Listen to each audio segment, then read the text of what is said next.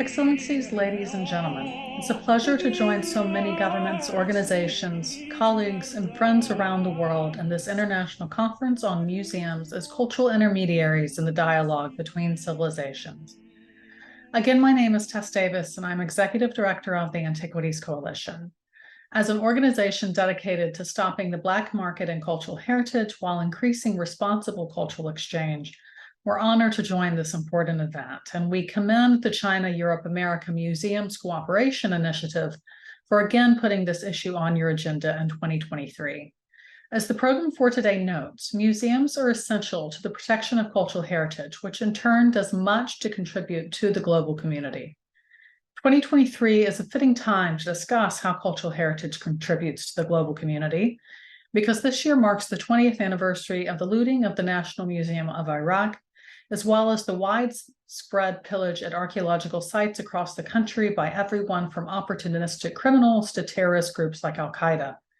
This is by no means the first example of cultural theft and destruction during wartime, but due to a combination of factors, including the sheer scale of the thefts, that the losses included touchstones from the cradle of Western civilization, and that they were beamed into the public's living room on a 24-hour news cycle, the looting of the Iraq Museum changed the global conversation on the illicit antiquities trade and broader threats to cultural heritage. This tragedy raised awareness in the culture and the arts, the general public, and policymakers, galvanizing the international community, which directly and indirectly led to concrete changes in law and policy around the world. The anniversary is thus an opportunity to take stock of what has changed in the last 2 decades. And there has been a visible shift in the way the international community treats crimes against cultural heritage, even if much remains to be done. First, there is a growing awareness that theft from museums and the broader illicit antiquities trade is a serious crime. This may seem obvious to all of us, especially today on International Museum Day, but it was not always the case. The 1970 UNESCO Convention had helped to establish this idea that looting and trafficking of archaeological sites was not just unethical, but illicit. And before the looting of the Iraq Museum, the treaty was already gaining an acceptance. But following this tragedy, the UN Security Council did much to further the conversation with a series of binding and unanimous resolutions. These were hugely important. This is because the Security Council is the only UN body with the power to compel member states. It can establish peacekeeping operations, impose binding sanctions, and authorize military action, and yet it has a very narrow mandate. Its main job is responding to threats to international peace and security. So by putting this issue on its agenda at all, the Security Council was making a powerful statement. Cultural theft and destruction can be a threat to international peace and security. We've now seen many intergovernmental bodies follow the Security Council's lead.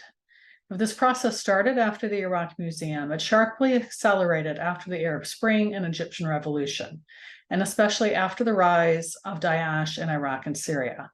The international community has now recognized time and again that crimes against culture threaten human rights, national economies, and even global security. Second, since the 2003 looting of the Iraq Museum, there has also been a growing awareness that protecting cultural heritage requires a cross-sectoral approach. This is not a burden that archaeologists or conservators or restorers or even museums should bear alone. We need government, law enforcement, the military, the private sector, and experts and institutions from the arts and culture at the table. Everyone has a role to play.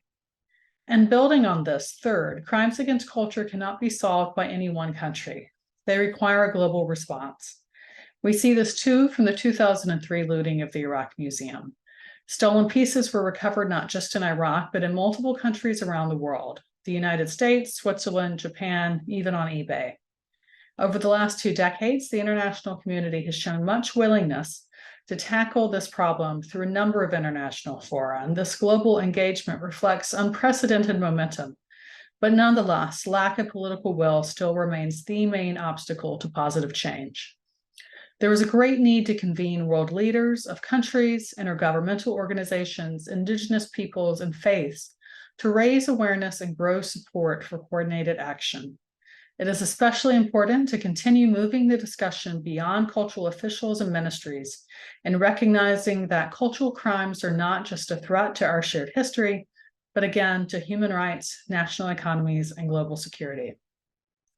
There is still much that can and should be done, but I think it's important to acknowledge how far we've come over the last 20 years and to thank initiatives like the China Europe America Initiative and the many others speaking today for their role in realizing this progress.